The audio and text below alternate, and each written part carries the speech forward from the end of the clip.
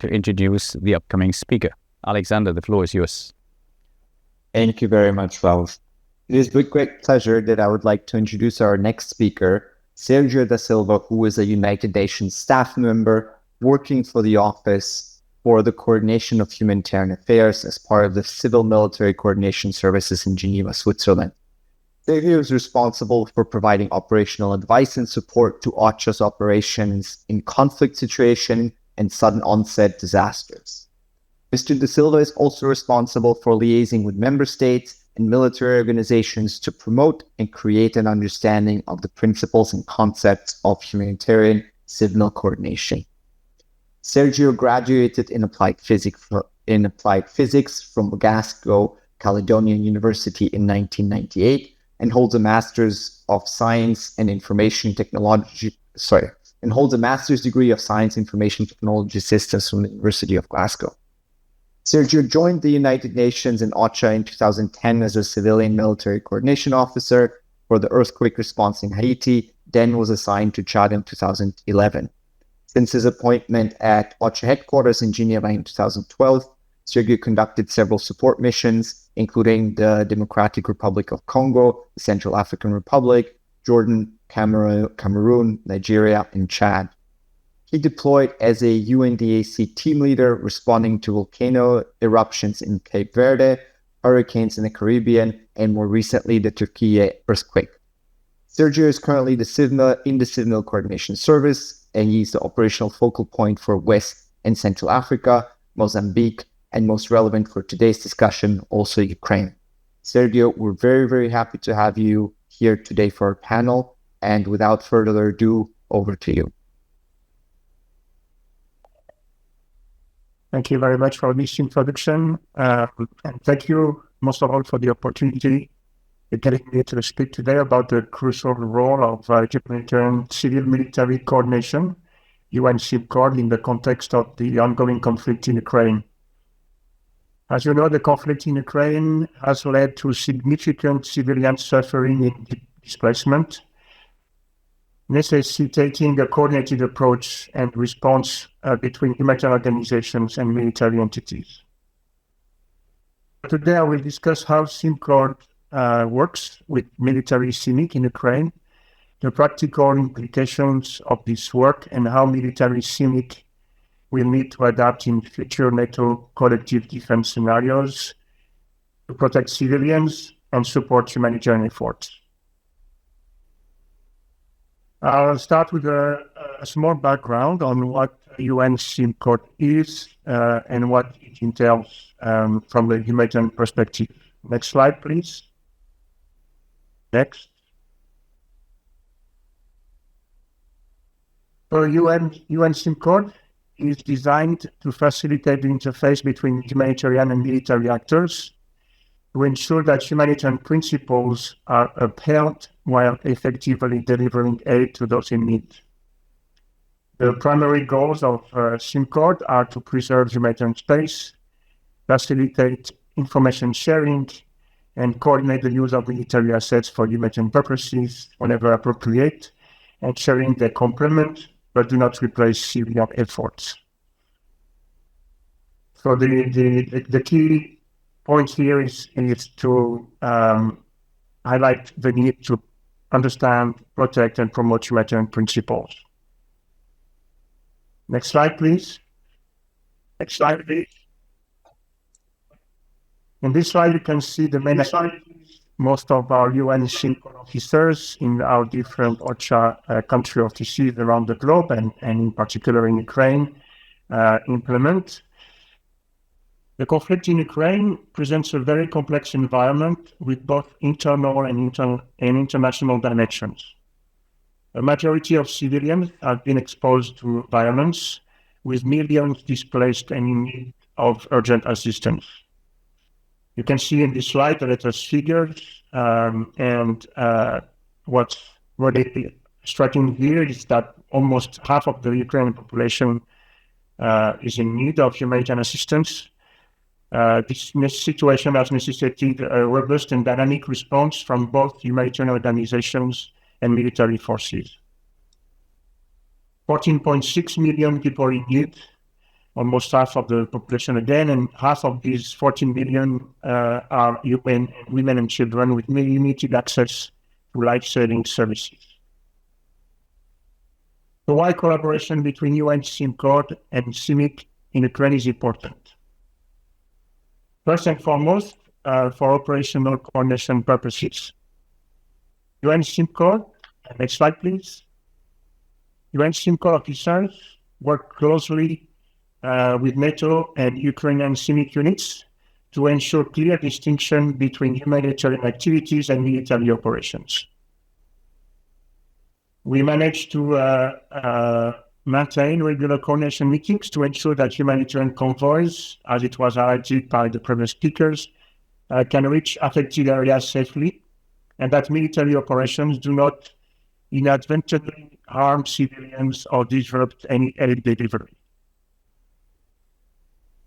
So far, in most key areas in the country, we are maintaining this dialogue with the different military forces, including the CIMIC interlocutors, on a regular basis, be monthly or bi-monthly. And we do engage with Russia Federation authorities. Make sure the crucial needs of civilians and making sure humanitarian organizations can operate in a safely and timely manner is well understood by both parties to the conflict. The second key point in terms of collaboration between UNCIP and CIMIC is information sharing. These coordination meetings also serve as a platform for information sharing when appropriate. This includes updates on military activities that can affect humanitarian activities so we can better plan and react, or civilian and movement of humanitarian convoys. This was also highlighted by the previous interlocutor, Sergio, when he mentioned the humanitarian notification system. In terms of capacity building, training sessions and workshops are conducted for military personnel, and these have started as early as in 2017, 2015 even, when we had our first OCHA offices opening in Ukraine for the Donetsk region. These training sessions are conducted for military personnel on military principles, the rights of civilians in conflict, and the importance of neutral, impartial, and independent humanitarian action. Next slide, please.